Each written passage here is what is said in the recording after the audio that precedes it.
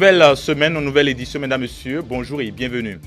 Au sommaire de l'actualité, ce dimanche, Christian Pafé-Aoyo, membre fondateur du Parti du Renouveau démocratique, était sur le plateau de E-Télé, invité de l'émission politique L'Entretien du dimanche. Il s'est attardé au cours de l'émission sur les apports du PND en vue de l'amélioration de la loi sur la charte des partis politiques et le code électoral. Images et sons dans un instant. Et puis, dans le cadre des préparatifs de l'éliminatoire de la Coupe d'Afrique des Nations de 2021, le Bénin a reçu un match amical ce dimanche au stade Charles de Gaulle de Porto-Novo, les Chipolo-Polo de la Zambie. La rencontre s'est soldée par un score de 2 buts partout. Voilà pour le sommet, mesdames et messieurs. Restez avec nous. Le développement, c'est tout de suite.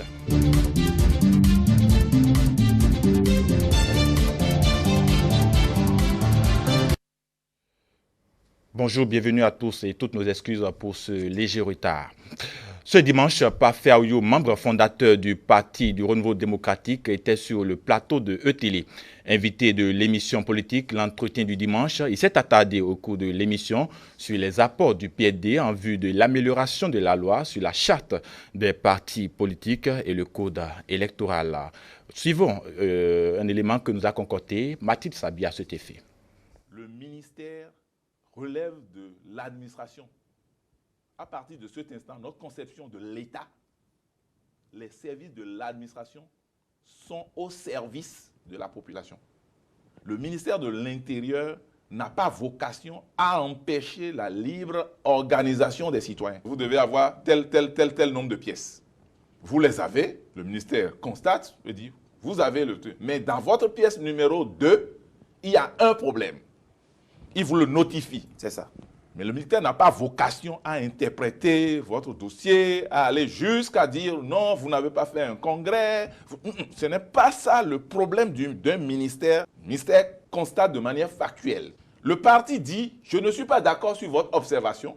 Le ministère, nous on dit, à partir de cet instant, il y a malentendu, il y a contentieux. Oui. Allons à la Cour constitutionnelle trancher en procédure d'urgence. Pour nous, si cette proposition est prise en compte, en 5 jours, un parti politique est créé au Bénin. Ce comportement-là est à proscrire. Mais dites-moi, quel est le mécanisme d'un parti politique de contrôler l'indélicatesse d'un candidat? Et c'est pour ça que nous nous sommes dit, tout candidat qui aurait signé un document comme ça sera responsable vis-à-vis de la loi. Le parti ne peut être sanctionné à cause de ce fait, puisque c'est difficile de contrôler un indélicat. Comme je le disais aussi il y a un instant, 14 octobre 2015, 14 octobre 2019, aujourd'hui, ça fait exactement 4 ans que s'est éteint le général Mathieu Kérékou, un grand homme d'État qui a dirigé le Bénin pendant 28 ans et qui a été l'auteur de la Conférence nationale des forces vives de la nation de 1990, qui a fait passer le Bénin de la révolution à la démocratie. Un grand homme dont les souvenirs restent inoubliables pour les citoyens béninois qui l'ont aimé et côtoyé. Je vous propose de suivre un élément récapitulatif de son parcours qui porte la signature de Marouf Abiola Boussari et Jean-Marie Kedolou. Mes chers compatriotes. Mercredi 14 octobre 2015, l'ancien président du Bénin, Thomas Boniayi, annonce la mort de son prédécesseur. J'ai le regret et la profonde douleur de vous annoncer la disparition du général Mathieu Kérékou. C'est à l'âge de 82 ans que le président Mathieu Kérékou a tiré sa révérence. Père de la démocratie béninoise, il est sans doute l'homme politique qui a le plus marqué le Bénin, qu'il a dirigé pendant presque 3 décennies. D'abord comme révolutionnaire avant d'accepter la démocratie et d'être élu à 2 reprises. 26 octobre 1972, il prend le pouvoir à la faveur d'un coup d'État. Le président Ahoma Degbe a été renversé aujourd'hui par l'armée.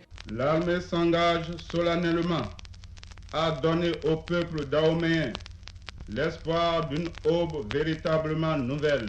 Il ouvre une nouvelle ère, rompant avec les 2 traits caractéristiques de la période précédente, l'hégémonie politique et l'instabilité institutionnelle. 1 mois après sa prise de pouvoir, il dévoile son ambition à travers un discours-programme national et d'indépendance nationale. La caractéristique fondamentale et la source première de l'arriération de notre pays est la domination étrangère. Ce discours-là, il dit que c'est un document historique. Il est beau et bon. Dès 1975, son gouvernement procède à la nationalisation des grandes entreprises et rebaptise le pays République populaire du Bénin. En 1977, le régime est déstabilisé par une tentative de coup d'État perpétrée avec l'aide du mercenaire français Bob Denard. Le gouvernement s'engage dans une politique de répression contre les opposants et surtout contre les intellectuels. La police politique fait régner la terreur, torture et emprisonne les récalcitrants au régime du PRPB dans la tristement célèbre prison de Segbana, dans le nord du pays. On était 24 personnes à avoir inauguré cette prison de sinistre renommée. Fin 1980, le pays connaît une forte crise sociale et financière due à la mauvaise gestion. Cette crise s'est matérialisée par des retards de salaire. La répression par le régime du président Mathieu Kérékou a atteint son point culminant. La population, quant à elle, luttait contre la violence et l'intimidation continuelle. Ce fut la banqueroute totale. C'est ainsi qu'il m'a fait rentrer dans le gouvernement. En août 1989, il m'a chargé de préparer la conférence nationale. La conférence des forces vives de la nation avait pour but de doter le Bénin d'une nouvelle constitution, de la séparation du parti de l'État, du multipartisme. Les assises se sont déroulées du 19 au 28 février 1990 et ont fait passer le pays du régime marxiste-léniniste totalitaire à une réelle démocratie. C'était merveilleux ce que nous avions fait en ce moment-là. Dans l'esprit des Béninois, tout comme dans les livres d'histoire, le nom Kérékou est synonyme de la démocratie, l'homme ayant présidé la première transition réussie en Afrique. Il perd la présidentielle de 1991 et se retire de la vie politique. Il revient sur le devant de la scène en remportant la présidentielle avec la quasi-totalité des opposants au président Soglo qui se rallient à sa candidature. Il est réélu en 2001 à l'issue d'une présidentielle sans véritable enjeu. Le président Boni Yayi lui succédera en 2006. Depuis la fin de son mandat électif en 2006, il s'est toujours gardé de s'immiscer dans la gestion au quotidien du pays, même si les acteurs de la vie politique venaient régulièrement le consulter. En 2015, il tire sa révérence et reçoit tous les hommages dus à son rang. Cher général, votre carrière militaire fait de vous une légende qui restera gravée dans la mémoire de tout soldat en particulier et de tout Béninois en général. Le général président était avant tout un soldat, un ancien enfant de troupe, un militaire hors du commun, un officier adulé par sa troupe qui lui a voué toute sa confiance. Il est né en 1933 ici à Kouafa. C'est nous qui l'avons élevé ici. Kérékou a été mis à l'école. Mathieu, on appelait Tcha. Pour de nombreux cadres béninois, les actions du général restent édifiantes. C'est mon père spirituel. Et si le président Kérékou n'existait pas, il fallait l'inventer. Pour immortaliser l'homme, la fondation qui porte son nom prévoit ériger une place Mathieu Kérékou. Une action qui va s'ajouter à celle effectuée par le régime précédent qui a collé le nom du général au stade de l'amitié de Cotonou et au lycée militaire de jeunes filles de Nati Tengou. Le président Mathieu Kérékou n'est pas mort. Il est rentré dans l'immortalité.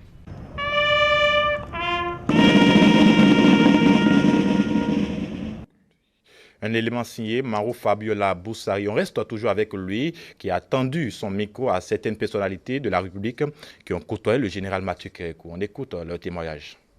Il ne chantait pas son amour pour le pays. Il n'en parlait pas très souvent. Mais je peux dire que par ses actions, par la vie qu'il a menée, par ce qu'il a fait de nous, au moment où il était au pouvoir, c'était un véritable homme de paix. Il a marqué son temps par son souci d'unir les Béninois du nord au sud, de l'est à l'ouest. Et la plupart des difficultés que nous avions traversées dans le temps, si nous avons pu les surmonter, parce qu'il avait derrière lui un peuple soudé, un peuple qui était dressé comme un seul homme, et qui parvenait, dans la mesure du possible, à résoudre les problèmes cruciaux qui se posaient à nous. Quand je nous regarde, je me dis qu'au moment où les mercenaires ont envahi notre pays, en 1977, si le pays n'était pas uni derrière lui, c'était pas sûr qu'on gagne. Mais chaque fois, il m'associait à ses projets de discours. Et quand je rentrais dans son bureau, il disait, RP, venez ici, asseyez-vous là. Mais qui a fait ce projet de discours? Les femmes que j'ai vues chanter.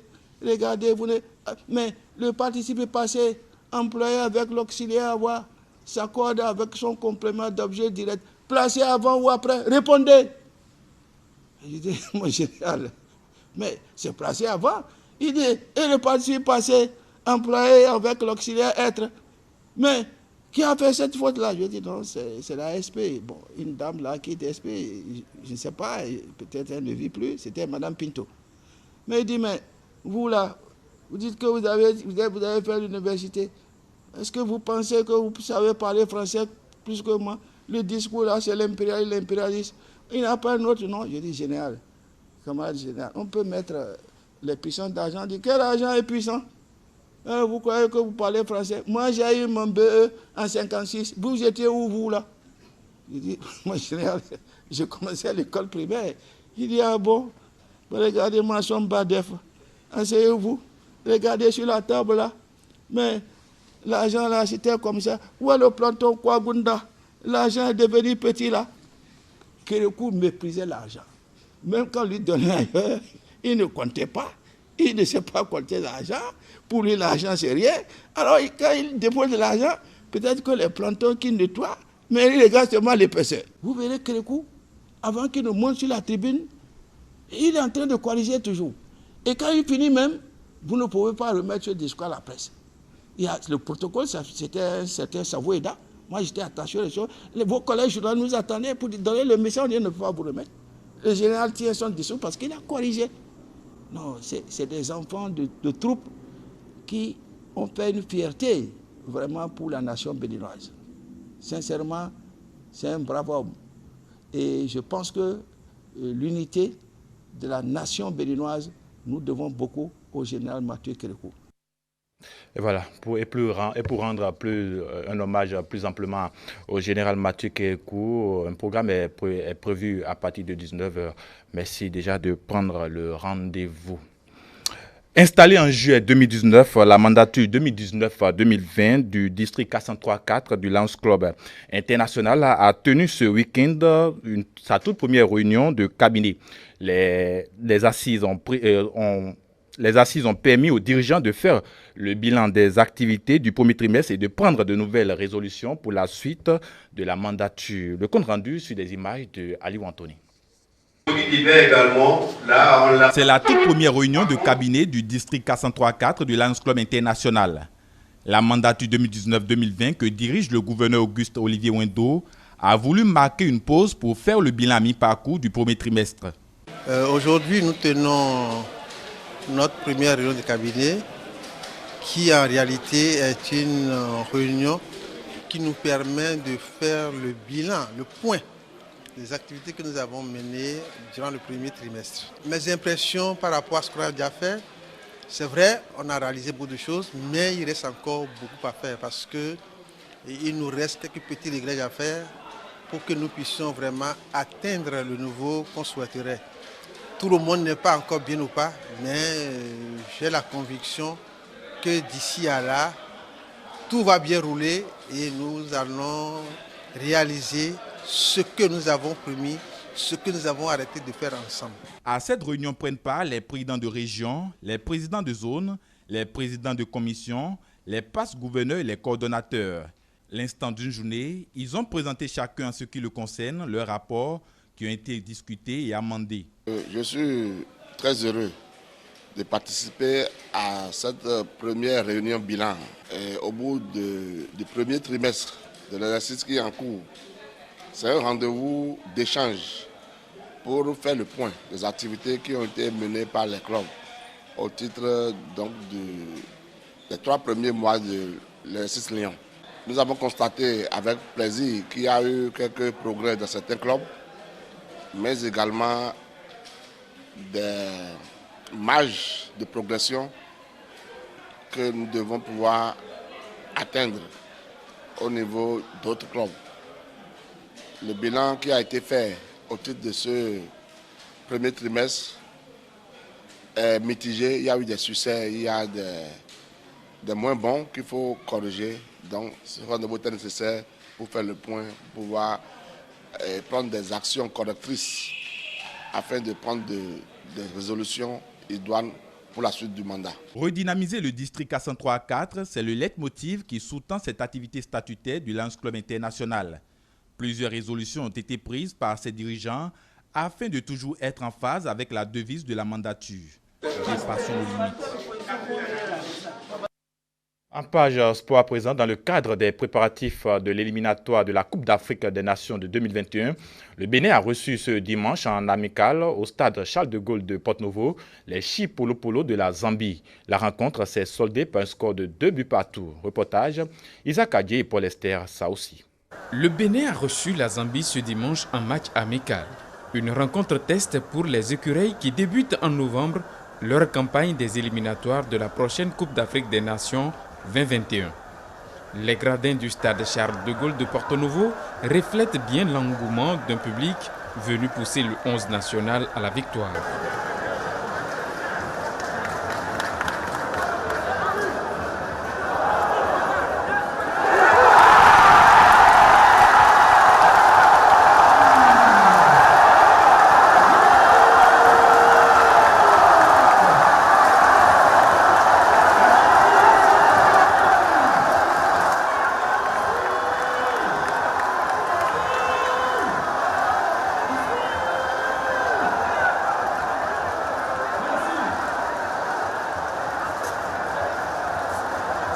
Les 90 minutes du temps réglementaire ont permis de voir l'abnégation des deux formations à s'arracher la victoire.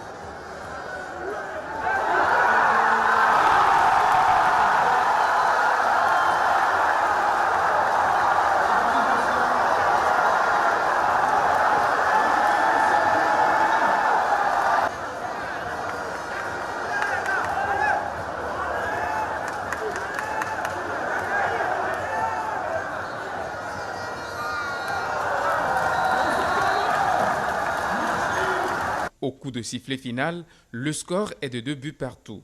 C'est le 40e match de Stéphane Sesseyon en sélection qui vient ainsi de s'achever. Et à l'issue du match, le capitaine des écureuils Stéphane Sesseyon s'est prononcé par rapport à la rencontre. On l'écoute. Les pénaltys, ça peut arriver qu'on les marque ou on les loupe. Donc ce soir, je pense que ça n'a pas été le cas pour moi. Je n'ai pas eu la chance de marquer. Mes ambitions, ça ne change pas. Je suis encore là. Donc c'est les mêmes ambitions qu'a le coach, qu'a le pays, c'est-à-dire participer à la prochaine Coupe d'Afrique. Je pense qu'on a la chance de faire un parcours comme on l'a fait lors de la dernière Coupe d'Afrique. Je pense qu'on a toujours envie de participer à ce genre d'événements. Donc l'ambition, il n'est pas que personnel, il est surtout collectif, c'est-à-dire au niveau de l'encadrement, au niveau des joueurs. Et surtout aujourd'hui, c'est clair que par rapport à ce qu'on a montré, ce qu'on a pu apporter comme joie à la population, je pense que on a encore envie de procurer cette joie. Donc, tant qu'il y a la force, on a la force, on va tout donner en espérant pouvoir participer à la prochaine Coupe d'Afrique. L'ambition, il n'est pas que personnel, il est surtout collectif, c'est-à-dire au niveau de l'encadrement, au niveau des joueurs. Et surtout aujourd'hui, c'est clair que par rapport à ce qu'on a montré, ce qu'on a pu apporter comme joie à la population, je pense que on a encore envie de procurer cette joie. Donc, tant qu'il y a la force, on a la force, on va tout donner en espérant pouvoir participer à la prochaine Coupe d'Afrique. Alors, point final à cette édition réalisée par l'ensemble de la rédaction. Merci de l'avoir suivi et bonne suite des programmes sur la chaîne de l'Excellence.